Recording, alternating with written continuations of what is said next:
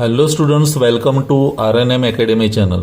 Students, ત્રિકોણમિતિના સંદર્ભમાં આજના વિડીયોમાં હું 3 પ્રશ્નો સોલ્વ કરવાનો છું, જેમાંના 2 જીટીયુની પરીક્ષામાં પૂછાયેલા પ્રશ્નો છે અને એક પ્રશ્ન અલગ છે. પણ દરેક પ્રશ્નની થિયોરી અને એને લગતી પ્રેક્ટિસ તમે કરશો તો દરેક પ્રશ્ન અઘરો લાગશે નહીં. તો શરૂઆત કરું છું આજના વિડીયોની પહેલા પ્રશ્નથી. પ્રશ્ન નંબર 1 અહીંયા આપેલો છે. સાબિત કરો કે 10π/36 ઇન્ટુ 10π/36 ઇન્ટુ 10/9π/36 પછી 13π/36 અને 17π/36 આ પાંચેય પદનો ગુણાકાર ઇઝ ઇક્વલ ટુ 1. 5નો ગુણાકાર કરીએ તો જવાબ શું આવવો જોઈએ? 1. હવે આમાં હિન્ટ ક્યાંથી મળશે તમે જોઈ લો. જો અહીંયા પાય આપેલું છે ને અહીંયા 17 છે, તો 17 ને 1 18 થાય, 5 અને 13 18 થાય અને વચ્ચેનું ટર્મ કોમન છે 9π/36.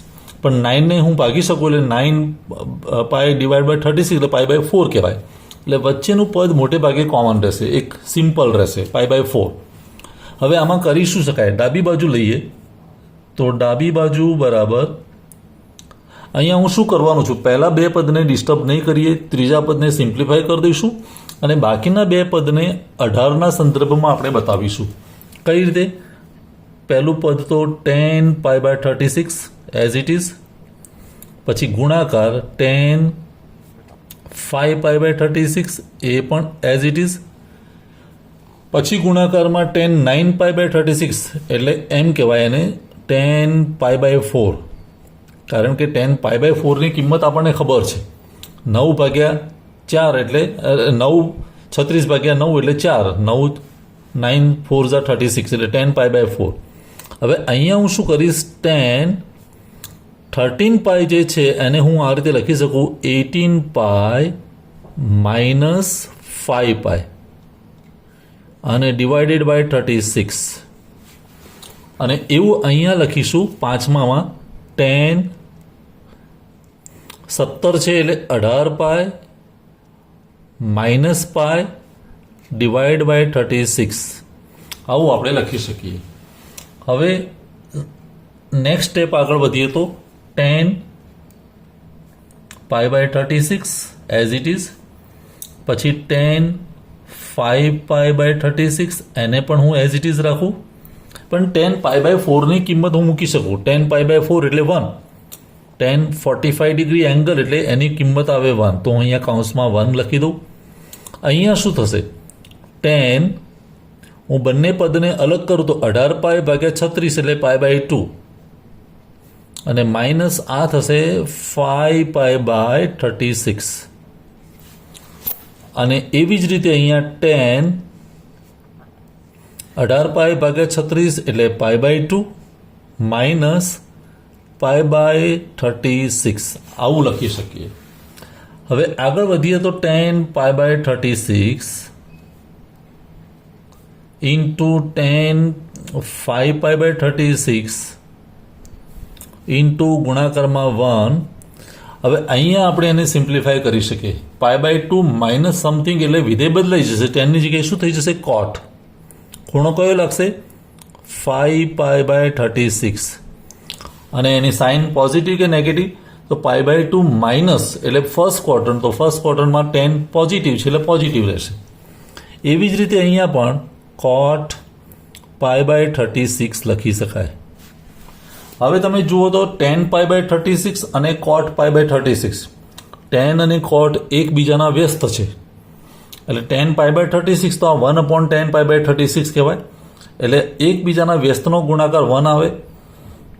એવી રીતે 5π/36 અને કોટ 10 અને કોટ આ બંનેનો પણ ખૂણો સરખો છે અને બંને વ્યસ્ત છે તો 1 આવે, એટલે 1 × 1 × 1, તો આપણે કહી શકીએ 1 ગુણાકારમાં 1 ફરી પણ 1 એટલે જવાબ આવશે 1 ઇઝ ઇક્વલ ટુ જમણી બાજુ. તમને ખ્યાલ આવવો જોઈએ π/36 વાળા ખૂણા 2 વિધેય છે, એક 10 છે ને કોટ એટલે એનો ગુણાકાર 1. 5π/36 વાળા 2 વિધેય 10 અને કોટ બંનેનો ગુણાકાર 1, વચ્ચે તો 1 છે જ એટલે જમણી બાજુ સાબિત થઈ કહેવાય. આ પ્રશ્ન નંબર 1 હતો. હવે વાત કરીએ પ્રશ્ન નંબર 2ની, જે જાન્યુઆરી 2019ની જીટીયુની પરીક્ષામાં પૂછાયેલો છે.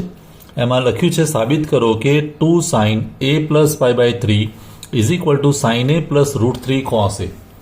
તો હું અહીંયા પણ શરૂઆત કરું છું ડાબી બાજુથી.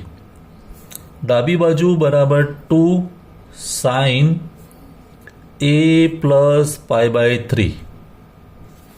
હવે જરાક ધ્યાનથી જુઓ તો અહીંયા 2 ને તો એઝ ઇટ ઇઝ રહેવા દઈએ, પણ sin a plus pi by 3 હું અહીંયા તમને સાઈડમાં બતાવું. એક ફોર્મ્યુલા તમને યાદ આવી જશે. આવી ફોર્મ્યુલા હતી આપણી પાસે, સાઇન આલ્ફા પ્લસ બીટા, તો શું આવે સાઇન આલ્ફા કોસ બીટા, અને પછી સાઇન વચ્ચે પ્લસ જ રહે, plus cos alpha sign beta. ટૂંકમાં બે ખૂણાઓનો સરવાળો હોય તો વચ્ચે ચિહ્ન સરવાળાનું જ રહે, પણ અલગ મીન્સ કે સાઇન આવે ને પછી કોસ આવે, અલગ અલગ વિધેય આવે. તો એવું જ અહીંયા આપણે સાદુરૂપ કરી શકીએ. ઇઝ ઇક્વલ ટુ 2, અને આ જે sine a plus pi by 3 છે એને હું કૌંસમાં લખું તો sine a cos pi by 3 પછી plus cos a into sine pi by 3. આવું આપણે લખી શકીએ. હવે is equal to 2 sine a, કારણ કે એક ખૂણાની વેલ્યુ ખબર નથી, પણ કોસ પાઈ બાય 3 એટલે કોસ 60, અને કોસ 60 એટલે 1/2. કોસ પાઈ બાય 3 ની વેલ્યુ શું આવે 1/2, 1/2, પ્લસ અહીંયા કોસ a, અને સાઇન પાઈ બાય 3 એટલે સાઇન 60, તો સાઇન 60 ની વેલ્યુ છે √3/2. આ કિંમતો ધીરે ધીરે તમને યાદ રહી જશે, √3/2 આવું થાય. હવે આ 2 સાથે જો હું કૌંસને છોડી દઉં તો શું થશે જુઓ, 2 પહેલા ટર્મ સાથે ગુણાય તો 2 અહીંયા ઉપર છે, 2 નીચે છે, એ જતા રહે તો વધે શું સાઇન a ઇન્ટુ 1 એટલે સાઇન a,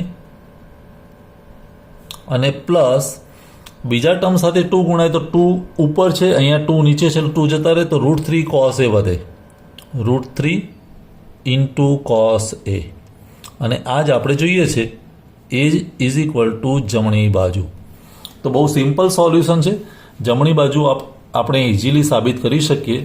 આપણને આ સૂત્ર યાદ હોય તો sine alpha plus beta is equal two sine alpha cos beta plus cos alpha sign beta. તો આ પ્રશ્ન નંબર 2 થયો. અને હવે વાત કરીએ પ્રશ્ન નંબર 3ની. પ્રશ્ન નંબર 3 મે 2018ની જીટીયુની પરીક્ષામાં પૂછાયેલો છે, અને એમાં આપણને 3 પદ આપેલા છે. સાબિત કરો કે પહેલું પદ વત્તા બીજું પદ વત્તા ત્રીજું પદ ઇઝ ઇક્વલ ટુ 0. અને દરેક જે પદ છે સાયક્લિક છે. અહીંયા sine a minus B, sine a sine B, અહીંયા sine b minus C, sine b sine C, sine c minus a, sine c sine a, એટલે સાયક્લિક ટર્મ છે. એટલે કોઈ પણ એક ટર્મનું સાદુરૂપ આપી દઉં તો એ જ પ્રમાણે બાકીના 2 ટર્મનું સાદુરૂપ આપણે શોર્ટકટથી લખી શકીએ. ત્રણેયનું સાદુરૂપ કે ત્રણેયને સિમ્પ્લિફાય કરવાની જરૂર નથી. એટલે અહીંયા જુઓ શું કરવાનું, પરીક્ષામાં પણ કોઈ એક ટર્મ લઈ લઉં છું. પહેલું ટર્મ લઈ લઉં છું, પ્રથમ પદ. પ્રથમ પદ કેવું છે, sine a minus B divided by sine a into sine B. હવે આમાં થાય શું, જો આનું સિમ્પ્લિફાય કરું તો સાઇન આલ્ફા માઇનસ બીટા એટલે ઉપર શું આવશે સાઇન a કોસ બી, પછી minus cos a sine B.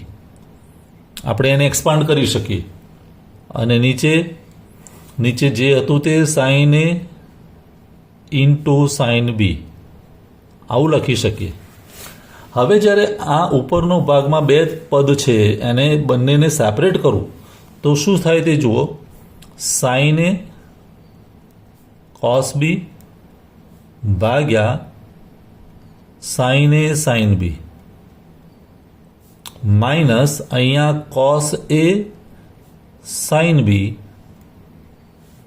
ભાગ્યા same sine a sine B. હવે અહીંયા જુઓ તો સાઇન એ કેન્સલ્ડ ભાગાકારના સ્વરૂપમાં છે એટલે, અને એવું અહીંયા સાઇન બી કેન્સલ થઈ જાય ઉપર નીચે છે એટલે. તો અહીંયા શું વધ્યું, કોસ બી ભાગ્યા સાઇન બી એટલે કહેવાય કોટ બી. માઇનસ અહીંયા કોસ એ ભાગ્યા સાઇન એ એટલે કોટ એ. તો પહેલા પદ માટે સિમ્પ્લિફાઈડ જે સ્વરૂપ છે આવું મળ્યું. આખો ભાગ હોય તો એની જગ્યાએ હું શું લખી શકું? કોટ બી માઇનસ કોટ એ. અને જો આ ખબર પડી હોય તો બીજા ભાગ માટે પણ હું એવું જ લખી શકું. તો અહીંયા લખી દેવાનું. તે જ રીતે બીજા ભાગ માટે આપણે શું કરી શકીએ? Sine B minus C sine B sine C હોય તો શું લખી શકાય? ઇઝ ઇક્વલ ટુ, જેમ અહીંયા બી પહેલું લખ્યું તો એ રીતે અહીંયા સી લખવું પડશે, એટલે કોટ સી માઇનસ કોટ બી. આ બીજો ભાગ થયો. અને એવી જ રીતે ત્રીજો ભાગ, sign C minus A sign C into sign A is equal two, હું અહીંયા લખી શકું કોટ એ માઇનસ કોટ સી. આ ત્રીજો ભાગ થયો. ત્રણેયને ઇન્ડિવિજ્યુઅલ આપણે સાદુરૂપ આપતા નથી, પણ ત્રણેયનું એકના આધારે બાકીના બે સાયક્લિક છે એટલે લખી શકાય. હવે આ ત્રણેયનો સરવાળો 1 + 2 + 3 તો શું થાય? તો અહીંયા લખી દઈએ 1 + 2 + 3 એ આપણી ડાબી બાજુ છે. ડાબી બાજુ બરાબર 1 + 2 + 3. અને એમાં કેવું આવે તે જોઈ લઈએ. તો ઇઝ ઇક્વલ ટુ પહેલામાં કોટ બી માઇનસ કોટ એ, પછી plus cot C minus cot B plus cot A minus cot C. આવું થઈ શકે. અને અહીંયા જોઈએ તો કોટ બી પોઝિટિવ છે ને આ માઇનસ કોટ બી છે તો બંને જતા રહે. આ માઇનસ કોટ એ અને આ પ્લસ કોટ એ જતા રહે. આ પ્લસ કોટ સી અને માઇનસ કોટ સી જતા રહે. તો ટોટલ સરવાળો તો 0 આવે. અને 0 આવે એટલે જમણી બાજુ મળી ગઈ કહેવાય. તો આ રીતે પ્રશ્ન નંબર 3 પણ સોલ્વ થઈ શકે. આપણને સૂત્ર યાદ રહેવું જોઈએ, સાઇન આલ્ફા પ્લસ બીટાનું. એ જ રીતે કોસ આલ્ફા પ્લસ બીટાનું પણ સૂત્ર. અને આને લગતો વિડીયો આપણે અગાઉ જોઈ ચૂક્યા છીએ. તો સૂત્રોના આધારે આપણે પ્રશ્નોનું સોલ્યુશન મેળવી શકીએ. તો સ્ટુડન્ટ્સ, આજનો વિડીયો તમને કેવો લાગ્યો એના વિશે જરૂર જણાવજો. આ પ્રોબ્લેમ જાતે સોલ્વ કરી જુઓ. કોઈ બીજી ડિફિકલ્ટી હોય, ક્વેરી હોય તો કોમેન્ટ સેક્શનમાં જરૂર લખશો. ફરી મળીશું नेक्स्ट वीडियो में। Thank you for watching. Thank you very much. अगर आपको ये वीडियो पसंद आया है और आप मेरी चैनल पर नए हैं तो प्लीज मेरे चैनल को लाइक कीजिए, शेयर कीजिए और सब्सक्राइब जरूर कीजिए। Thank you very much.